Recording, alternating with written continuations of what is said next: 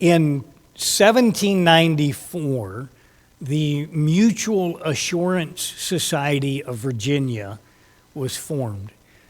2 years later, in 1796, they wrote their first policy insuring John McHenry's house for $1,800. Several weeks later, John Marshall, later became Supreme Court Chief Justice, he insured his home for nearly $6,000. And that company began and continues today as one of the 5 oldest continually operating companies in the United States. And they called themselves an assurance society, still go by that name, and they operated under the principles of benevolence. And this is their own words from their founder. A number join to succor such of them that may be so unfortunate to suffer accidentally by fire. A loss falls heavily upon one, but where many contribute towards paying it, each man's share becomes slight. And so you may recognize this as insurance, and it is certainly a form of insurance, but it is also different in some key areas. The earliest distinction is the legitimate attempt to pool resources together so that by the number of insured, they would share the cost of damages. Another statement, it says that the principle whereof shall be that the citizens of this state may insure their buildings against the losses and damages occasioned accidentally by fire, and that the insured, notice that the insured pay the losses and expense, each his share, according to the sum insured. And part of the way this works is it's not a monthly or annual premium, but an individual, basically a buy-in, a single upfront payment that then they are joining this assurance society.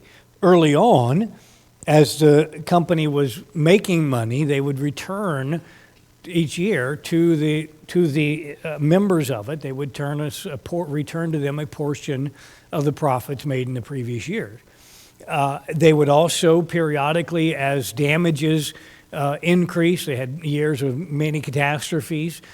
They would sometimes require an extra payment. They would still distributing the cost of repairing the damages among all of the insured there. So much so, and they took this so seriously that they a veteran of the Revolutionary War, his widow, residing, it says, in the town of Staunton, found herself deeply in debt and appealed to the society, the Mutual Assurance Society, to forgive the quotas owed on the property she inherited from her husband. The society canceled legal proceedings to collect the debts and waived all demands during the widow's lifetime, assuring her comfort and security during the rest of her life. So when you imagine an insurance company today doing that, or anything like that, but that was how seriously they took this idea of benevolence and brotherhood. One of the things that they were very well known for in the early years was their contributions to local communities, to fire stations, to establishing infrastructure. And there's, we recognize there's, if you will, a self-serving benefit of that. They have good working fire engines, and the insurance company's not going to be paying so much out for losses. If they have water down the main street with fire plugs at different locations, they're going to be more able to stop fires before they spread throughout the community. But it was, at the same time, was very much a benevolent work of providing for their community, for their community's safety and good.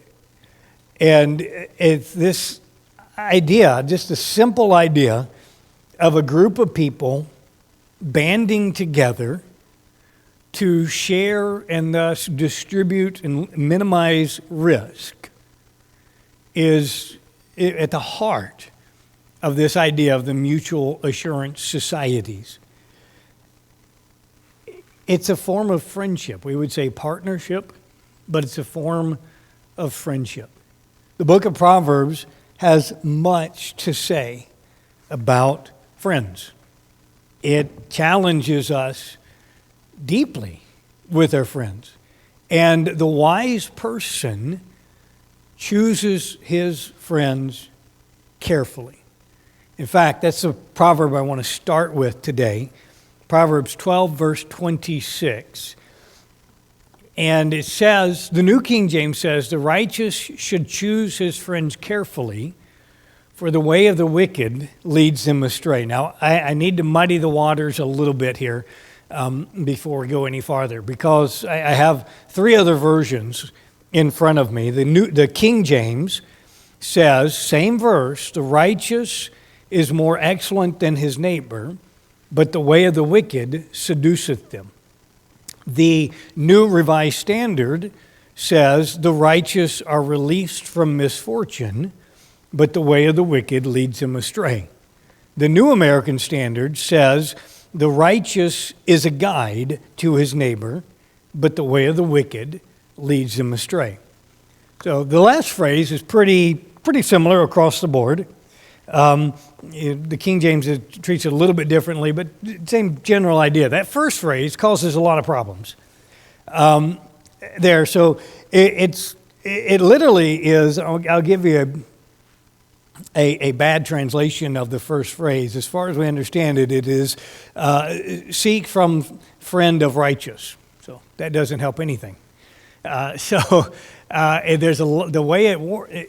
the way it's worded in Hebrew. There's a lot of interpretive room.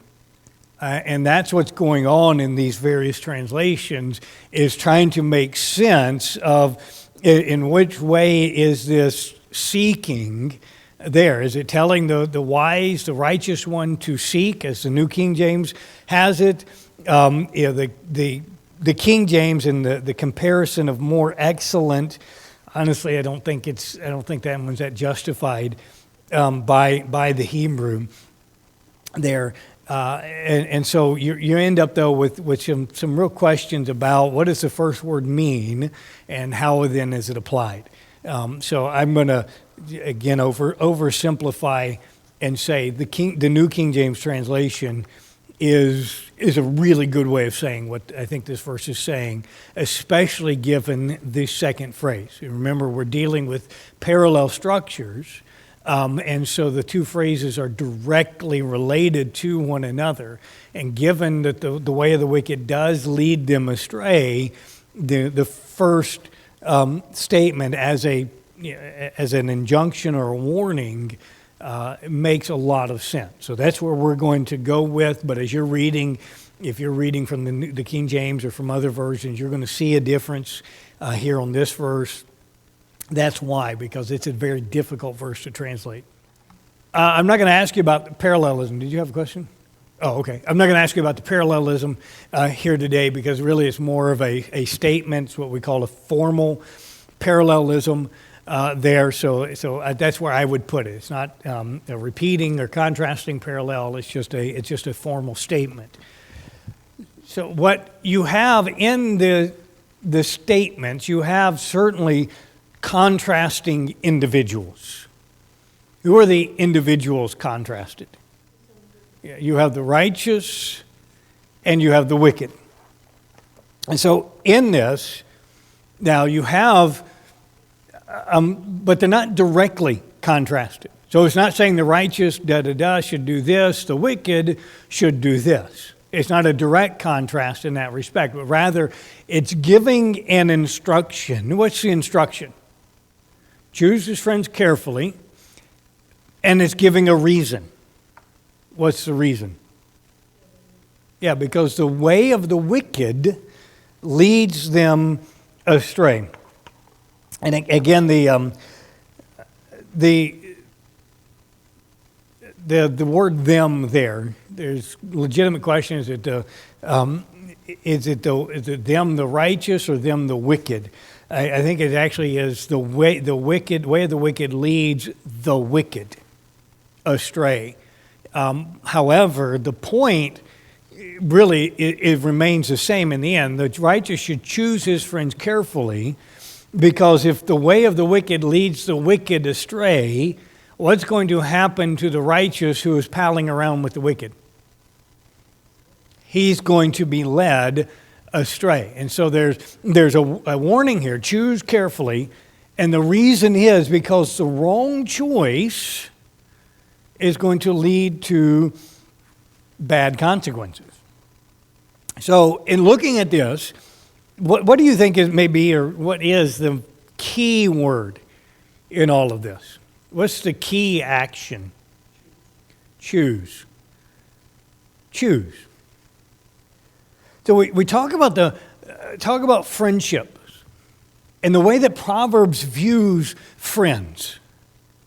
Right off the bat, we should recognize that friendships must be intentional, not accidental. Sometimes friendships really are just such a matter of, well, we spend time together, we go to work together, we happen to live next door to one another, so we just end up kind of falling into spending time together and end up becoming friends. And often there is a bit of just, we would say, happenstance in meeting people that we become friends with. But it should never merely be a matter of proximity. I'm close to them. I do spend 8 hours a day working near them, whatever it may be. It should not be just simple accident that determines friendship, but rather there should be intentional choice in the making of friends.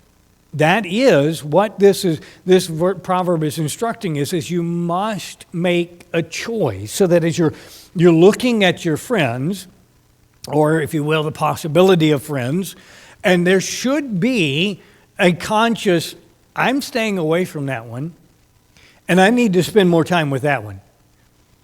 You may do this on Facebook. Is anybody actually on Facebook willing to admit it? So I know early on they had this, I think they still do have this friends thing, or you can be friends with somebody on Facebook. And I remember looking at it and thinking, well, a lot of things, but looking at the list, of course, you sign up, and Facebook somehow has all of this information about your life already and start saying, we know you know this person, this person, this person, this person. Do you want to be their friend? And so you're making a choice. And I know, and then they used to do friend requests. Do they still do friend requests? Okay, they still do friend requests. So then you get this: somebody wants to be your friend, and you've got to accept it or deny it, or however it works now. And so there's actually a forcing in that respect of a choice in, is this person going to be my Facebook friend or not? And I know people that were, they got on Facebook, and everybody that sent them a friend request, they accepted it, and everybody that Facebook suggested they be friends with, they wanted to be friends with. And so they'd end up with hundreds and hundreds of Facebook friends.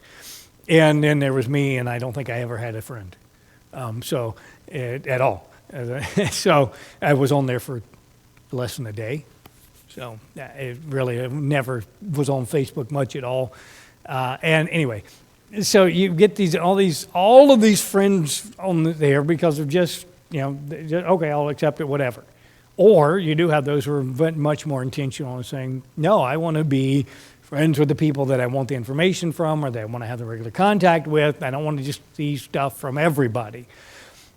Much more importantly, and I mean that much more importantly, when we talk about friendships in the real world, there must be intent there. There must be choice.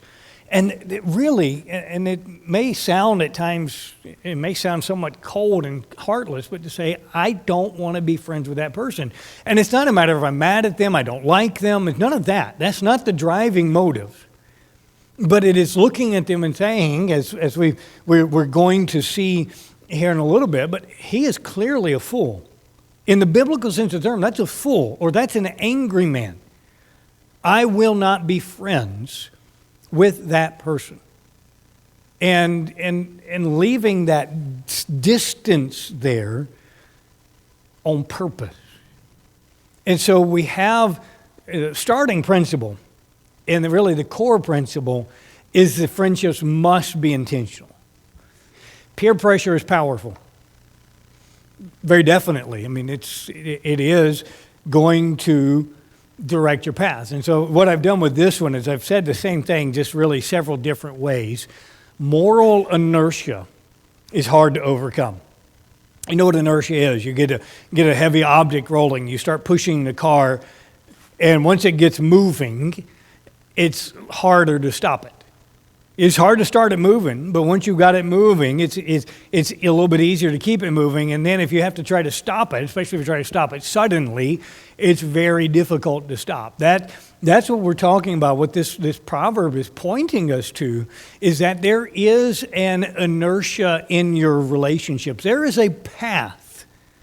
There's a way. There is movement. That's one of the reasons this way analogy is so helpful.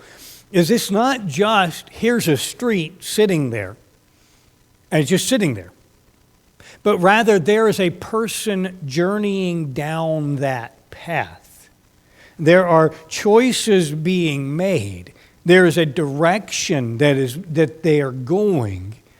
And once you have set foot on that path, you've begun that direction, it is hard to overcome that, to stop it, to turn it aside. It's not impossible, but it is difficult. So again, to say it another way, friends influence a person's path. So friends absolutely affect the way that we live. Our friends absolutely affect the choices we make. Our friends, the people we spend the most time with, affect the words we use. They affect the way that we think. They affect the things we talk about. You start thinking about the impact of your closest friends on your life. What do y'all converse about? And you're going to say, well, there's part of that is we're friends because we have this in common. That's often the case. But they begin to add new ways of thinking about it. They bring new information, perspectives into this, so that you all inevitably begin to think and respond and act differently because of the ones that you spend time with. So we have, of course, here every Sunday, we have a meal together. That's by design. We have kept it up for 13 years now, I think it is, maybe a little bit more. We've kept this up. And I won't give specifics, but I know of instances where the fact that we have that meal has been specifically and uniquely beneficial in the lives of an individual. So spending 45 minutes together once a week, eating a meal and talking. And the vast majority of that time is not spent having a devotional. It's not spent talking about deep theological things or spiritual things. Sometimes we do. But often it's just companionship and fellowship.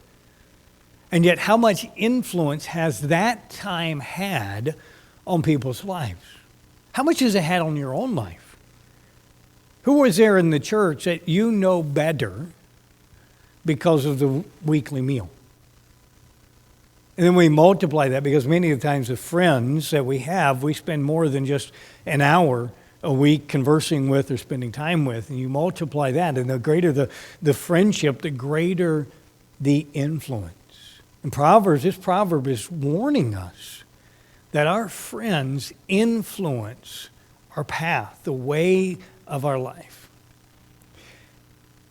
And this is a huge, it's kind of a sideways or backwards way of approaching this proverb, but this is part of the warning of it, is that wicked companions are more influential on the righteous than the righteous are on the wicked.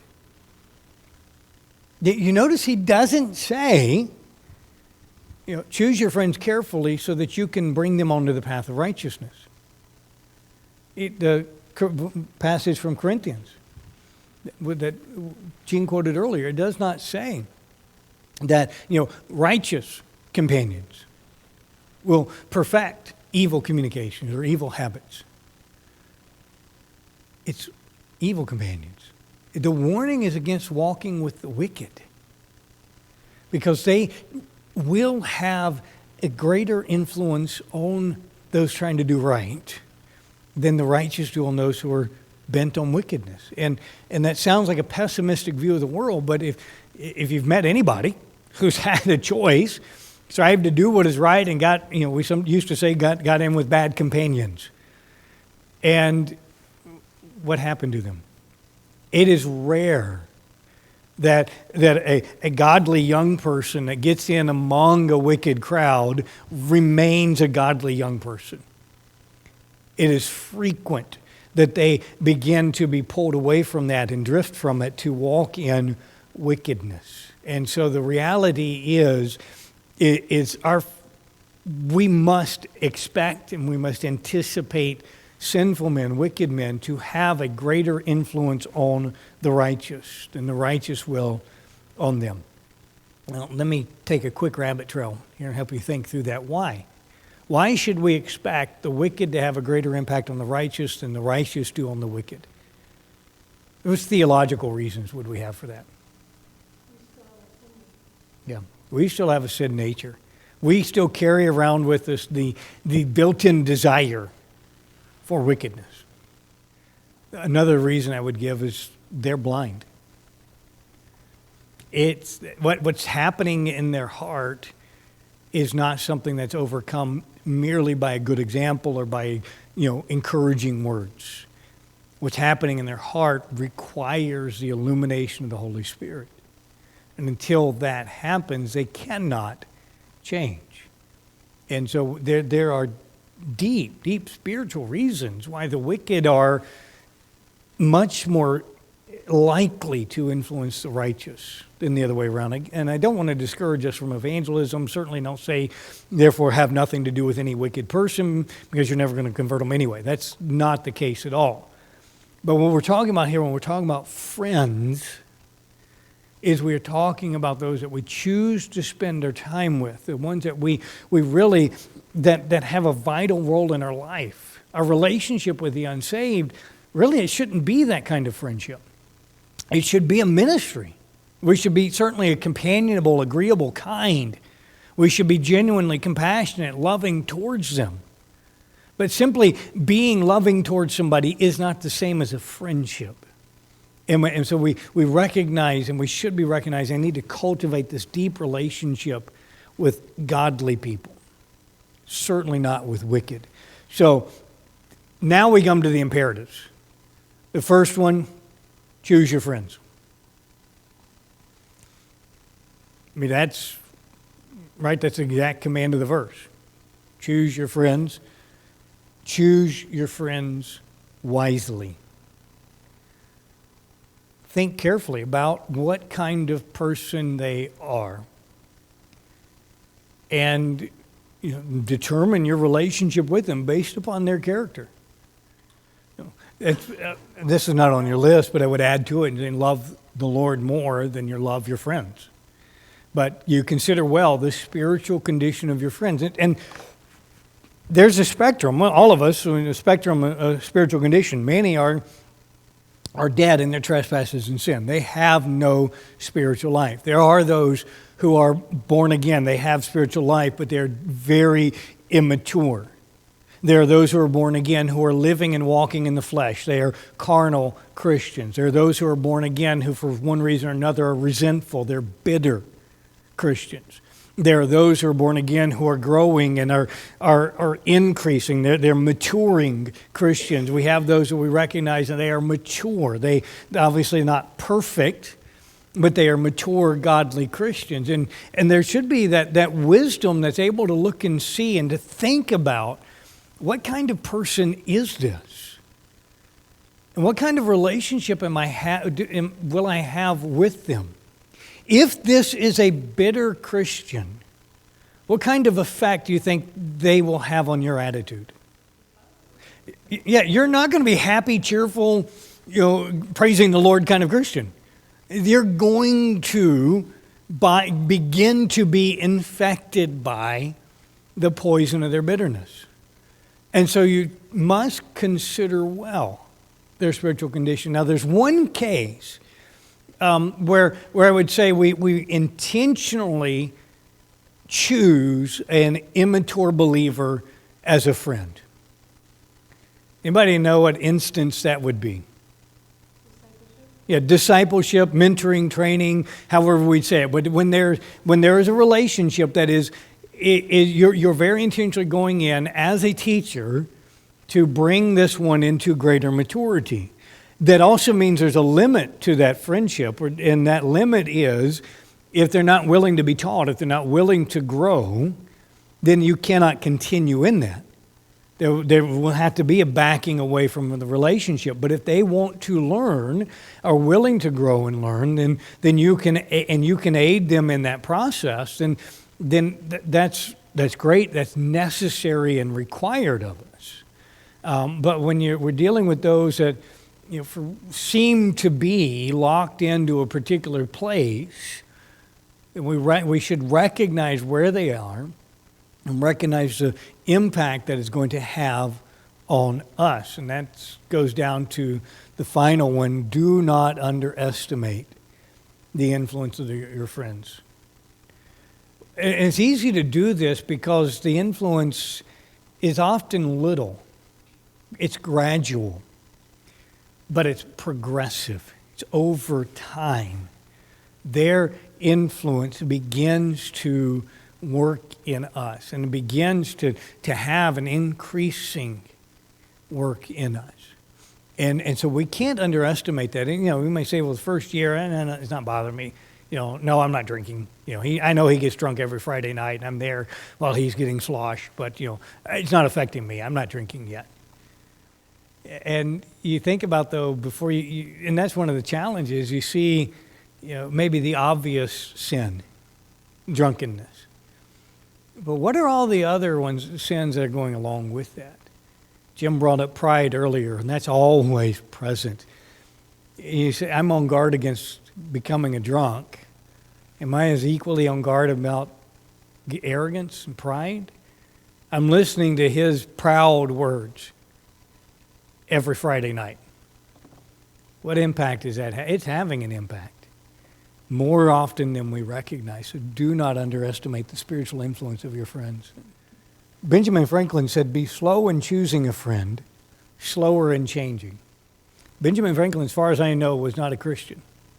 There's some great wisdom in that. Be slow in choosing a friend. Proverbs lays out for us the profit of friendship. Proverbs 27:9 tells us that friendship makes counsel more palatable. In fact, let me read it for you. It's a good proverb. They're all good, but the sweetness of a man's friend gives delight by hearty counsel.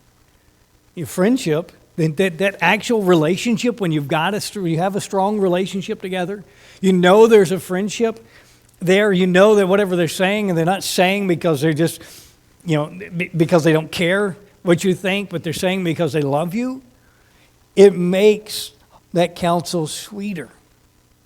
It makes it's a much more impactful counsel, even when it is confrontational, even when it's something you don't want to hear.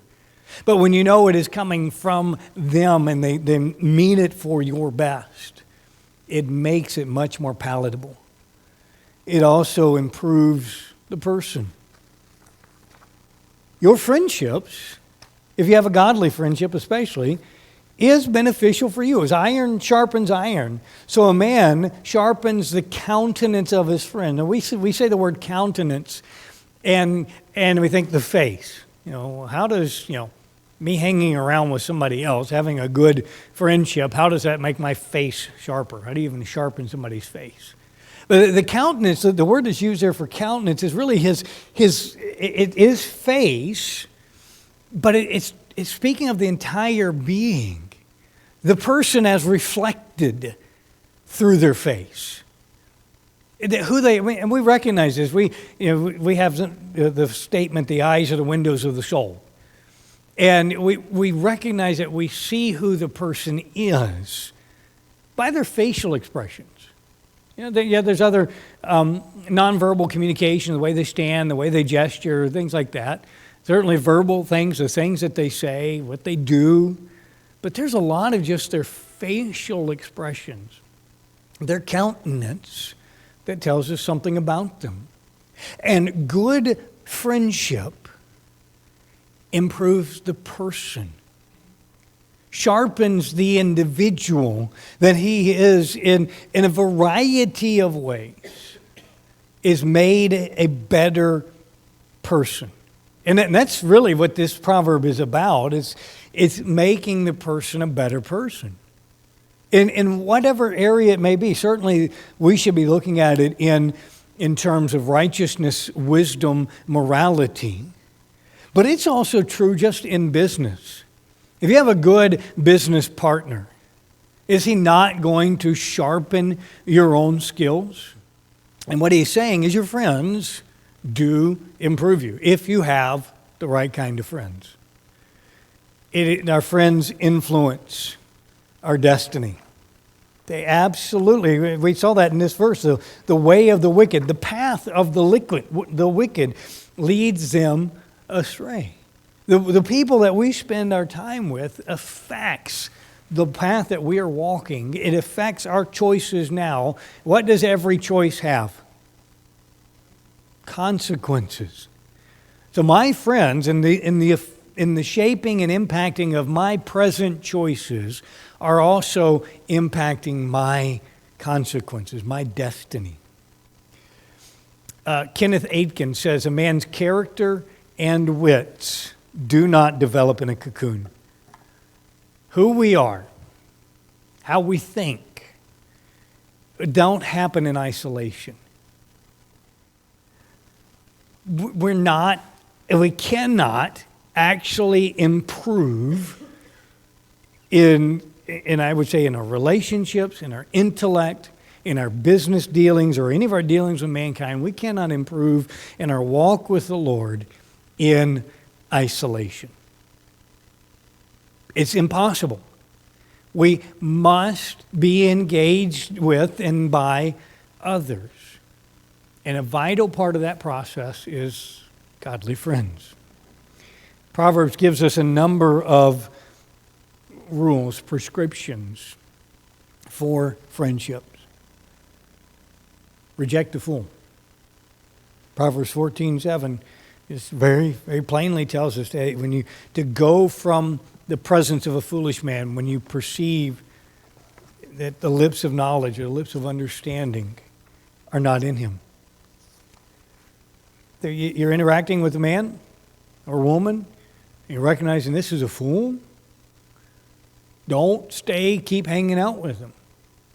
When it becomes evident that this truly is a fool in the proverbial sense, a rejecter of the fear of the Lord, a rejecter of righteousness, one who prefers their own ways, one who is proud, reject them. Have nothing to do with them. And he also tells us, do not desire friendship with the wicked. Proverbs 24:1. Proverbs 24:1 says, do not be envious of evil men, nor desire to be with them. For their heart devises violence, and their lips talk of troublemaking. Don't desire friendship with the wicked. Are there wicked people who can bring you a lot of physical benefits? Absolutely. You get in with the right people, you can gain influence in town. You can get a position on some board or some agency or other. You can have an end to certain things. But Proverbs says, don't desire the friendship with the wicked, because their heart is bent on wickedness. He also says, do not be friends with angry people. It's very clear warning. It actually says in verse 24, make no friendship with an angry man. And I'll summarize the verse. It says, you get him out of trouble, he's going to be right back in trouble. Don't be friends with the angry. So as you're talking about, applying these principles we've already talked about, choosing wisely, thinking about the spiritual condition of your friends, there should be an honest evaluation. These people that I'm spending time with, or these people I think I'd like to spend time with, is he a fool?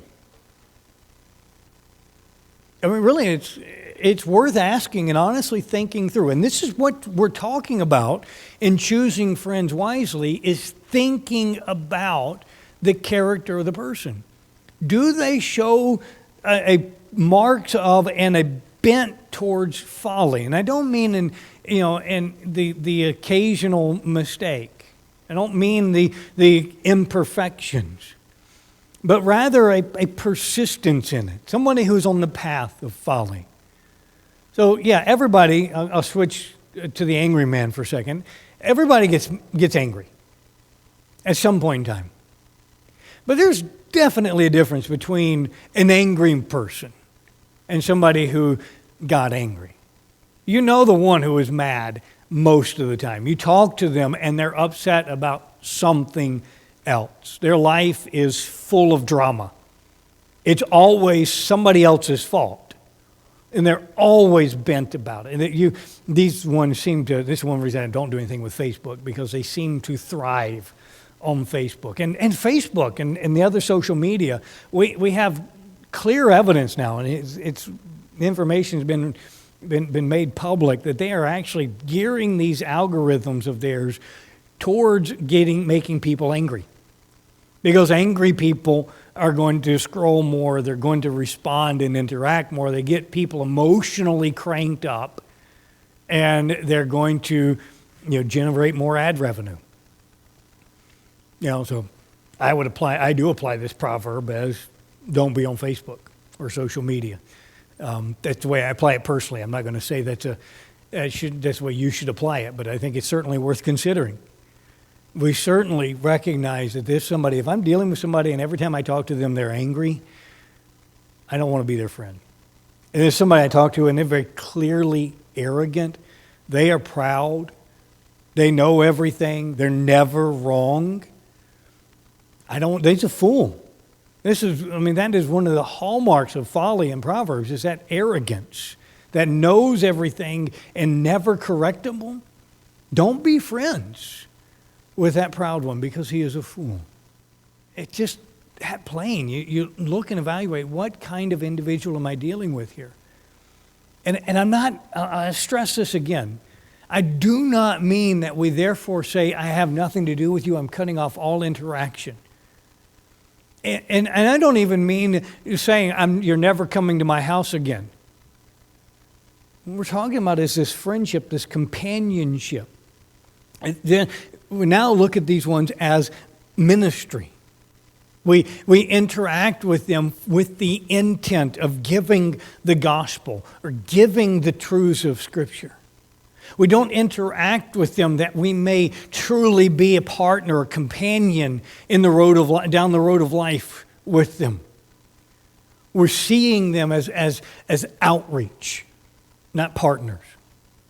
And so we're not rejecting kindness and deep compassion, or rejecting deep friendship.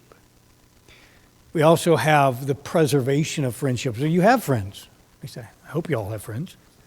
How do we preserve these friendships? Proverbs gives us some instructions on that. Don't gossip about your friends.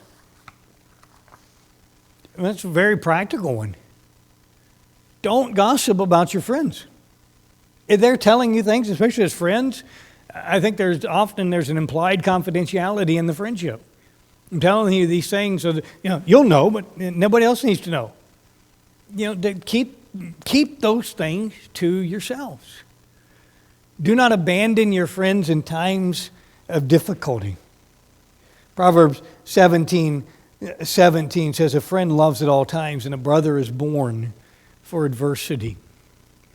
They're talking about the family relationships here too, but the friend loving at all times.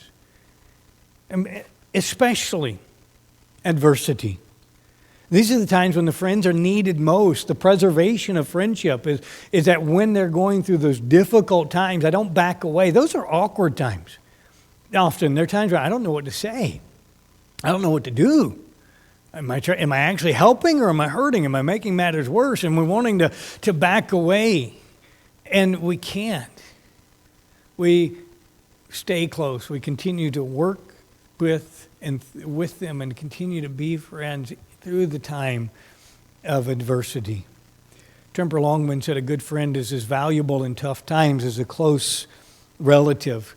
Benjamin Franklin said again, a true friend is the best possession. So 2 other basic points here. How do we do this? How do we be friends? Be considerate. I'm not going to walk through this verse. I mentioned it a couple of weeks ago. But it's a verse of greeting your friend loudly early in the morning. It will not be considered a blessing, but will be received as if it's a curse. There's a lot going on in that, actually. And just the single injunction there is reflecting a number of principles. One of those is being considerate and looking and thinking, what's going on in the life of my friend right now? They haven't had their coffee yet. I'm going to be considerate of that. They have just gone through a terrible job loss. I'm going to be considerate. They're exhausted. They've been dealing with some major family problems that's been keeping them awake half the night. They're exhausted. I'm going to be considerate, be thoughtful about their situation to respond well in their situation. I'm not going to be flippant when I should be serious. I'm not going to just buck up, cheer up, you'll get over it kind of stuff, but actually giving thoughtful, careful responses. And the other thing is give honest evaluations.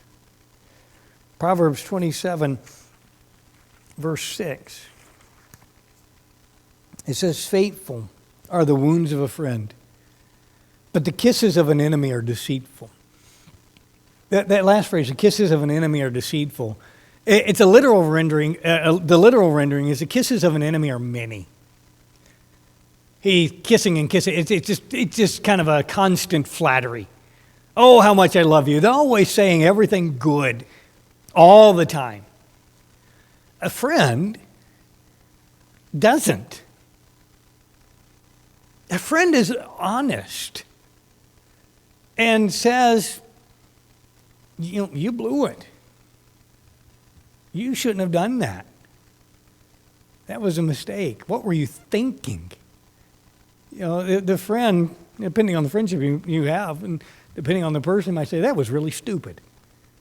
And that they're going to give the honest evaluations to help you.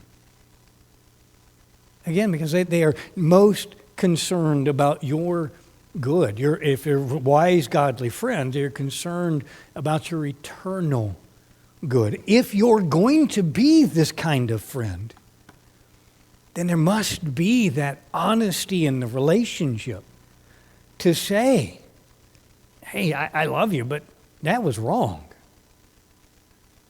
Yeah, I know you tried, but boy, you struck out. You blew it big time. And again, not with a sense of just running you down, but let's do better. That's where the friendship really comes in, because now you've just created a difficult time of adversity where you still need to be there and say, hey, yeah, you blew it, but let's walk forward. Let's sharpen one another to do better in this situation, to figure this out, if you will. And so Proverbs, it makes friendship an incredibly important matter. It's not something that we just fall into, but it's something we should be intentional about, that we are choosing godly, wise friends, and we're intentional about that we are striving to be godly, wise friends.